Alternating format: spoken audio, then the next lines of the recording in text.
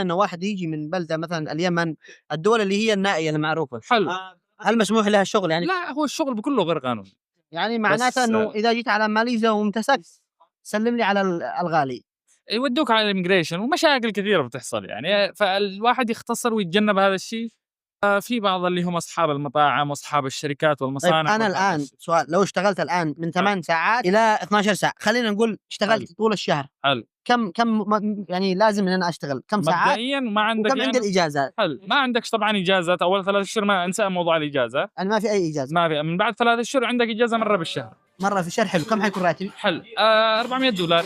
1، 2، 4 هذا حلو. $400 شِل منها، هذا لو أنت ساكن لوحدك يعني بغرفة، شِل منها $100 هذا حلو، شقة إيجار. $100 عندك $100 مصاريف شحن يعني مصاريف هاتف يعني شحن الأكل الهاتف، والشرب أيوه، والأشياء هذه. هذا حلو، لو أنت مقتصد تطبخ في البيت يعني، والّا محزّق على نفسك ما هو بالكثير. شغال في المطعم أو أيًا حلو. كان حلو، $100 أكل ومصاريف، $100 تعتبر اللي هو تجديد فيزا وإقامة ومشاغل أشياء غير قانونية وهذا. حلو. حلو، طيب Yes 29 right yeah. كيف هي تبقى عندك $100. ال$100 هذه تقسمها نصين، $50 ترسلها لأهلك لو بك الاستطاعة، و$50 تخليها في جيبك لا قدر الله لا حصل. يعني كذا ال$400 راحت هباءً منثورًا. في عندك معلش، في عندك في بعض الناس يقول لك يحرم نفسه، هذا المغترب يحرم نفسه من الأكل